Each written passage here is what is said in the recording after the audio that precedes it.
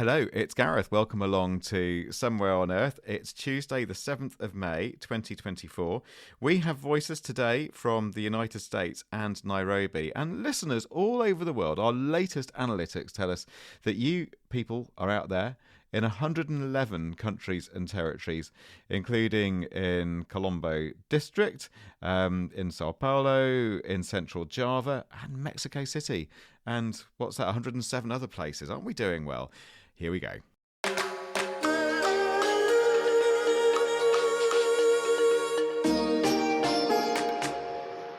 All right, and we're going to have a little bit of gossip and generally just brilliant tech geeky company from Wairimu Gitahi today. Hello, Wairimu. How are you? How are you? As I live and breathe. I'm all right. Good, thank you. Thanks for asking. So, what do we need to know as we jump in at the beginning? I always like to get a little vignette from our kind of expert contributors. Yeah, I just felt I need to tell you something that I've been thinking about in relation to AI. I've always considered myself as an AI optimist, but I'm slowly shifting to calling myself an AI pragmatist. Why? So not a pessimist, more of a pragmatist. Okay. Yes, so exactly. Because the reason why I'm thinking about that is because we can't deny that AI is here. It's ubiquitous. It's for everyone. It's not like the way some technology comes in and then it's for the rich and then the poor can't access, or this kind of differences. I mean, generally everybody can access a certain form of AI, ChatGPT, and so on and so forth. And so it's here. So we have to accept it's here. The second thing, it's like what I'm thinking about is that it's an extremely capable tool. So it will take you to another level, to a higher level in terms of your profession. I mean, you can do, for example, business strategy drafts. Of course, you have to look at it. We still need the human eye, but all the same, it's here. It's extremely capable. No one can deny that. The other third reason, and the final one, is because it's limited and it's risky. That one we know. We know that it has hallucinations, biases. Sometimes it doesn't know how to predict things well, but all the same, it's there. So I feel like these 3 points have made me like shift. So I'm more of a pragmatist. You're just looking at it, accepting it as it is. We're just at the beginning. There are so many things we don't know about it, but we have to accept it's here. I like that pragmatism. I think what I'd add is a fairly self-evident point that this is one of the, if not the most profound and important and powerful technologies that humanity has thus invented. And therefore, we need to be careful. We need to go slowly at times, and we need regulation. I think is what I'd add to that. Sure. And I share your pragmatism. Wairimu, thanks very much. Let's jump in. And coming up today,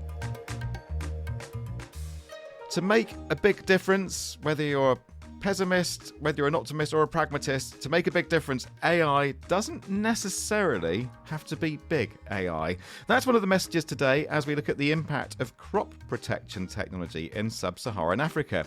It's an issue for small-scale farmers, but it's a live issue for all of us too, wherever we are. And basically we consume just about everything, don't we, these days? Cocoa, coffee, rice and bananas. Much of it comes from small-scale farmers. In fact, a third of the food that we eat around the world comes from these small-scale farmers. Meanwhile, though, from production to waste, also on the agenda in the podcast, Africa, like many other parts of the world, has a big e-waste problem. So could a recycling plant in Nairobi be helping to alleviate things? That's all right here on the Somewhere on Earth podcast.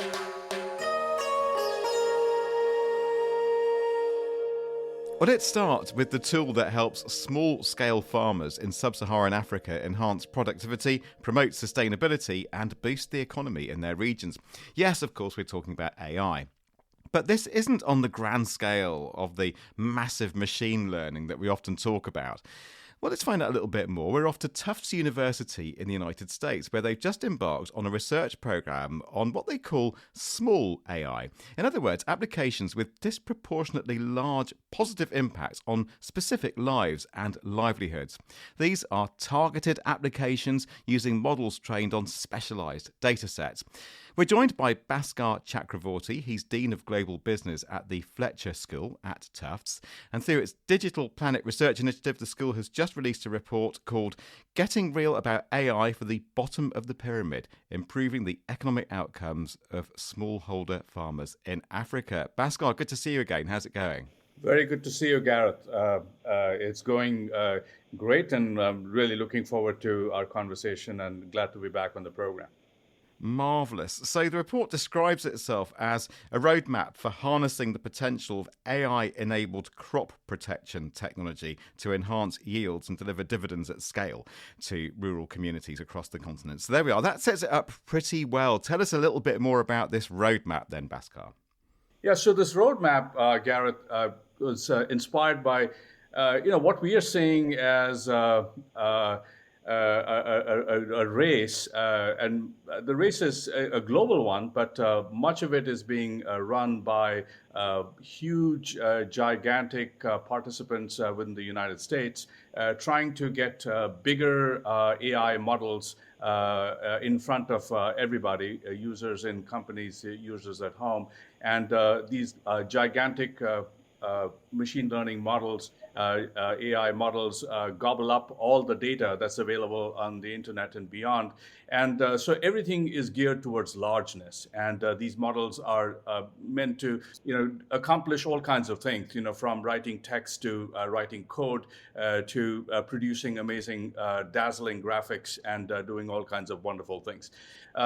Now, while this race is happening and much of our attention is focused on it, much of the hype cycle is also focused on it, what we would like to put a spotlight on are much more targeted applications that go towards the small end of the spectrum.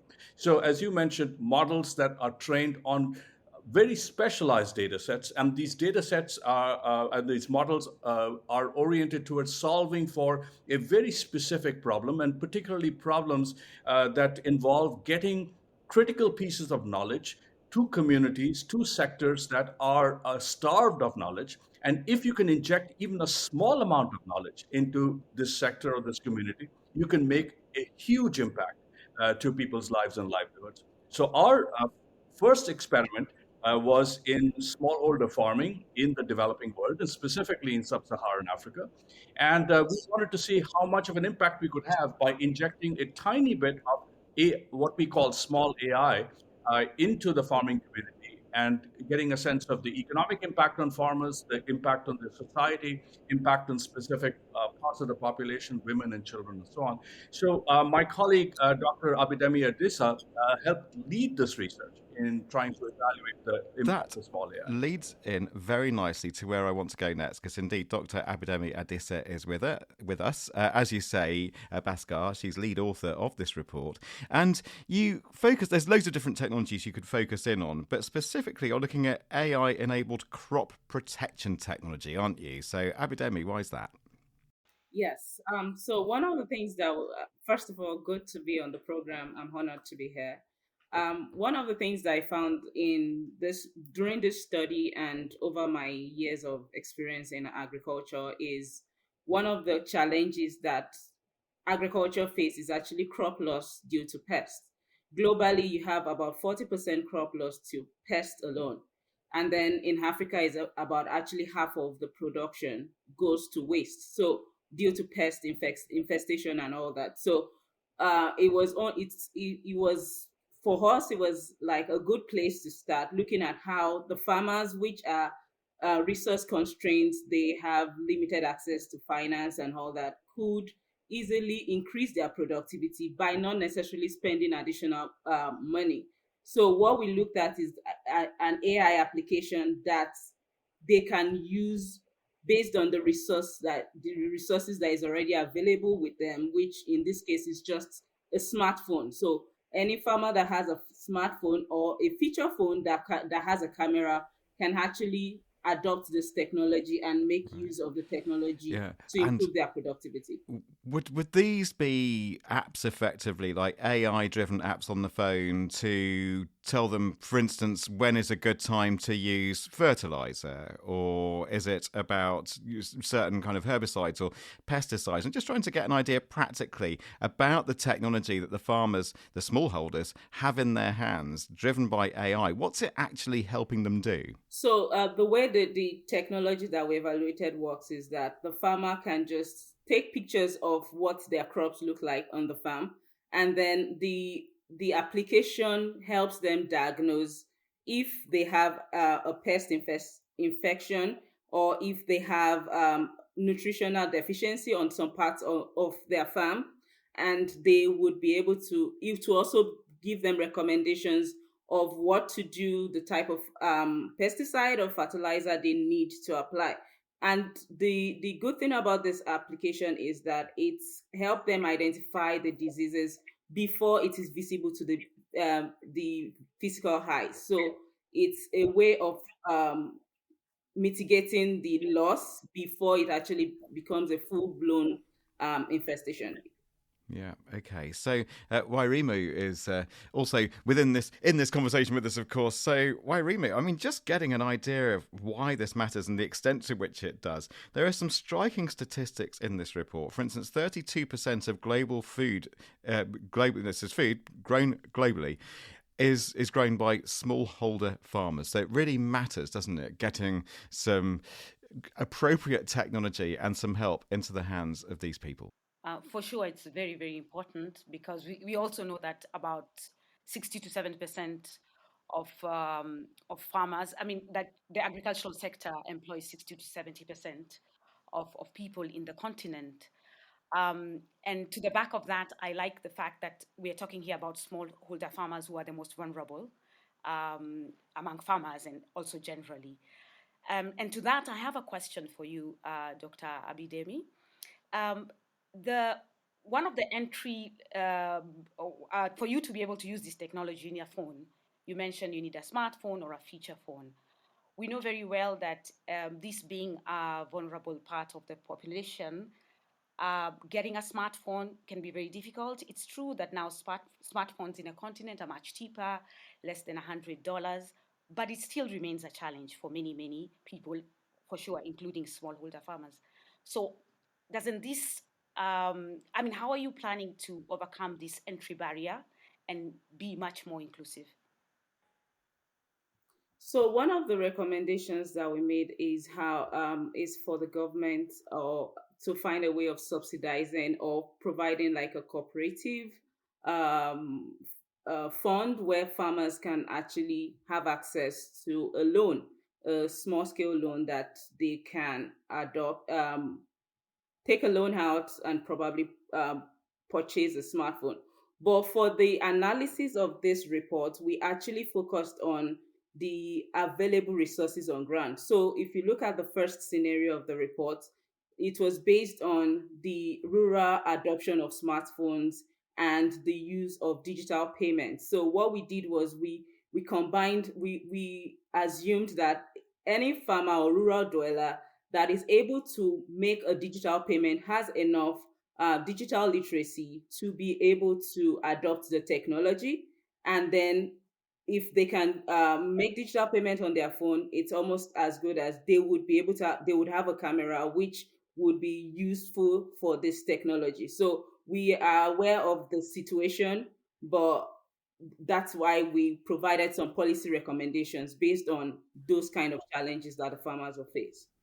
And perhaps we can get an idea of what this means for a farmer's life or a smallholder's life and a day in their life, if you like. Bhaskar, let's come back to you, because I see where this report is aiming, and we know it's important when we're talking about the crops here. You know, you've got cocoa, cassava, rice, coffee, many staples that we consume all over the world. So I get the bigger picture, but let's just zoom down on that individual smallholder. And I'm glad Wairimu made that point that we can't just assume they magically have a smartphone. But if they have the right kind of handset in their hands, they're setting out to do their day's work. How is this actually helping? What does that look like? Well, what I would imagine, and of course, we are sitting, at least I am sitting quite far away from the ground reality of the farmer, but I can imagine their lives. where they have access to such a phone. And it may not be their own phone. It may be part of a community phone. It may be something that they have borrowed from a neighbor, as Abidemi points out.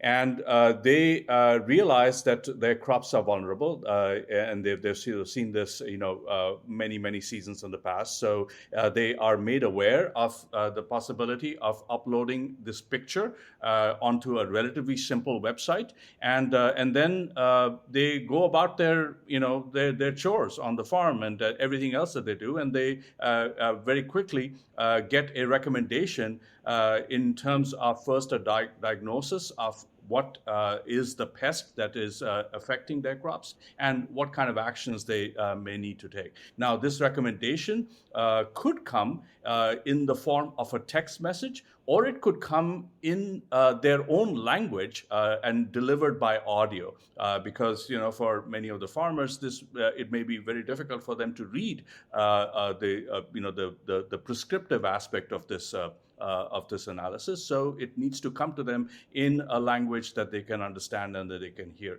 And this too can be enabled by AI. So when we talk about the role of artificial intelligence, it makes its way into a number of different parameters. It matches the picture of the plant or the crop with a recognized set of infestations on a image database. It can then translate that into a diagnosis and a prescription, and the diagnosis and prescription can be translated into a local language delivered by audio. And then that information, the farmer could also share with other farmers who are in a part of the same community. So this is a community resource that the farmers can benefit from, and our hope is that as this becomes part of their daily routine, part of their lived reality, they begin to trust this specific application, and it becomes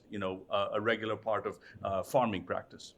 Right. And Abidemi, you're doing this research initially across 7 countries: Cote d'Ivoire, Ethiopia, Kenya, Nigeria, Rwanda, Tanzania, and Uganda. What do we know so far about the benefits of this technology? Are you able to measure it or predict it so far, maybe in terms of its economic impact, basically how much richer it might make these farmers and their communities, or in other ways? So what do we know as far as the all-important evaluation? Yes. So what we found, given the indicators that we used and the analysis, is that an average farmer can actually increase their revenue by an average of $100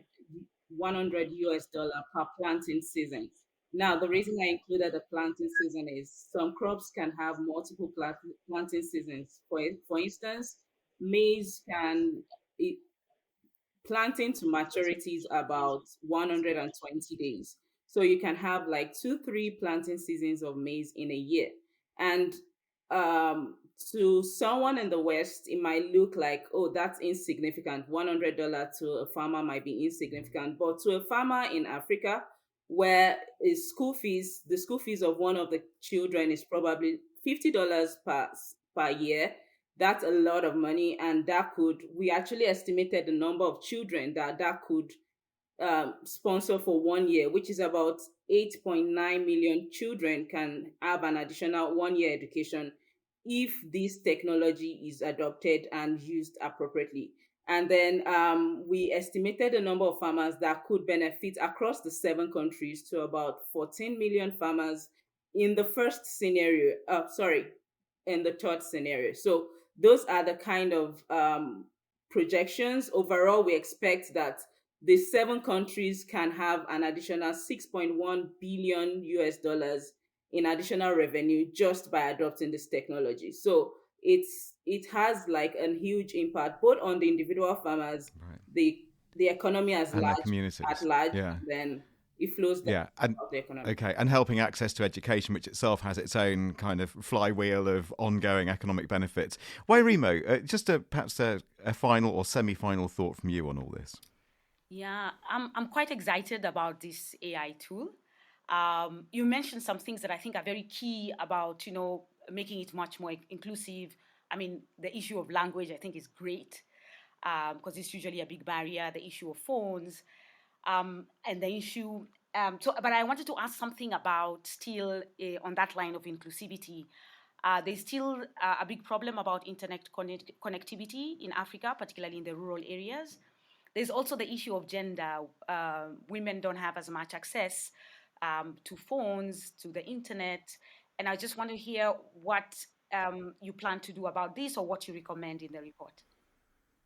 Yeah, and what I'll say actually, whoever wants to come back on this, is I was thinking in our podcast subscription extra, we could talk about the gender gap issue, because I think that's a whole conversation in itself, and it's fascinating. So why don't we hold that for the extra conversation that we're going on to have? But whoever wants to take this, Abidemi and or Bhaskar, let's just finish and briefly, if you will, on that very important issue of the digital divide, if you like, that we heard there from Wairimu. Yes. Let me go first, then I'll hand over to Bhaskar on that. So one of what we found out is, or the technology that we actually evaluated can actually work offline. So you only need intermittent internet access. So that makes it easier for the farmers to probably access their data when they have some data, and then get access to the information they need, and then still continue to save picture images and all and whatever they have until they have internet access. So it does not require 24/7 access to internet to be able to use the technology. And as we mentioned, one of the recommendations that we also included in the report is provision of a more stable access to internet and all that. But we all know that I'm from Africa, so I know that relying on the government is not necessarily an easy thing to do for Africans. So I'll just leave it there and let Bhaskar take it. Yeah, Bhaskar, just finally and briefly. Yeah, I think the comment that there is a gender divide is a very real one. But at the same time, we also know that women farmers, they're they form quite a substantial segment of the smallholder farming population, and the challenges of getting access to a smartphone and the challenges to being able to use it, exist across the entire community. So, this is something that we want to add as part of the policy recommendations, which is, to increase digital literacy and increase digital access, particularly to women farmers, which is an important part of the benefits that accrue not only to the productivity on the farm, but also productivity beyond the farm, because the added income that comes in, the women then translate it into additional benefits, such as sending children to school, such as saving for the household, and these are add-on effects that add to the overall economic impact of what we are talking about. All right, well, we will leave it there. Thank you very much, Bhaskar Chakravorti and Dr. Abidemi Adisa, and we'll see you over on the other side, as it were, in our extended subscription version of this podcast. Well, Wairimu, I think we should talk about e-waste now. I've been reading a few interesting things around this whole subject. Like a UN report recently said that electronic waste is rising 5 times faster than documented e-waste recycling, which was mildly depressing. In 2022, the waste was up over 80% from 2010 and is on track to rise by a third by the year 2030. And of course, we looked at the problem in Brazil a while back. You might remember that, dear podcast listener. But Africa has a growing e-waste problem too. And the stuff isn't recycled in the same way as in developed countries. So, Wairimu, I'm looking at you here now. You're about to tell us about this recycling plant in Nairobi and whether that could be helping. So set this one up for us. Sure. Before I even talk about the recycling plant, I wanted to talk about how waste is, where we take waste. For example, here in Nairobi, we've got a very big dump site. It's actually one of the biggest dump sites in East Africa. It's in a place called Dandora in the Eastlands area of Nairobi. And this dump site was declared full like 20 years ago. But every day we have like 800 tons of waste being deposited there. And then what happens is that you have women, men, children sometimes there digging through the rubbish, often with their bare hands, and trying to look for e-waste because they can be able to sell it. Of course, we know that e-waste also has other health hazards, like, the mercury, the lead, and so on and so forth. So it's dangerous, but most of them are like, this is the only way we are earning our living, and so on and so forth. So the reason why this processing plant called We Center is important is because they are solving this e-waste problem, because as I talked about the 800 tons, increasingly a big percentage of that waste is e-waste. So in comes the processing center, and what it's doing is that it's trying to also collect this waste in a way that is not a health hazard. It has different points within the country where people can dump, the computers they're not using, the electronics they're not using. It's partnering with companies, it's partnering with schools, and so on and so forth. So that the waste can be collected in a less hazardous way and either recycled or dismantled to be used for other things. Of course, this creates also a problem for the people who I just mentioned who are in Dandora, because they are poor people, and so I think that so they could lose an income. Sorry? Yeah, sorry, Wairimu, I didn't mean to cut across you, but what your point being that these people who are going through the electronic waste, trying to extract some value from it and sell it on, they could lose an income because of this new centre. Sure. Is that it? I would like to see a way where they incorporate these people in the sense that, so that they have an alternative, because then it becomes very difficult for them to stop putting their lives in danger. Yeah, okay. That's and just I'm sure people have worked this out already, but when we talk about WE, it stands for Waste from Electrical and Electronic Equipment. So are you reasonable? Are you optimistic, pessimistic, or pragmatic then about this centre? Do you think it's going along the right lines, and especially if it and the people running it think through the implications further downstream, as it were, in terms of communities and individuals who rely on going through all this stuff to just eke out some kind of income? Yeah, for this one, I must admit, Gareth, I'm torn in between, because I do know that, I recognize that this center is collecting this waste in a very safe way, in a way that is not a health hazard. But also I have a problem because these other people who live in Dandora are poor, are vulnerable people. They will lose their source of income. So I'll talk like a typical Kenyan or African and say, perhaps the government can come in between and help, mitigate the gap. Or maybe this processing center will also have an idea about mitigating the gap, because for sure they'll lose their income. Yeah, sure. Because I was just going to finish off by asking you about what, you say like a typical Kenyan, how people feel. Are you getting any sense of what feelings are and what sentiment is towards this centre? Or are people even aware of it, for instance? From at least the interviews I've heard from a few journalists who've been there, is that the people are still keen on collecting, and they're still keen on, this is the way we earn our living. I've been collecting e-waste from this place for about 20 years. Why should I stop now? It's true, my chest hurts a little because of, inhaling some of this powder form that, that all these electronics are composed of, or when they're degrading, and so on and so forth. But they said, but they keep on saying, but we have no alternative. So that's why I'm a bit, torn in between. It's a good idea, but what about people's livelihoods? Yeah, okay. Very important point. Wairimu, I think we'll leave it there. Thank you very much indeed. A few quick credits for you. Making it all sound lovely today is Dylan, doing the sound engineering for us through the glass. The production manager is Liz. The producer and editor is Anya. You've been hearing Wairimu, who'll be back with us next week. And I'm that bloke called Gareth. Thanks for listening, folks. Take care of yourself, won't you? And goodbye.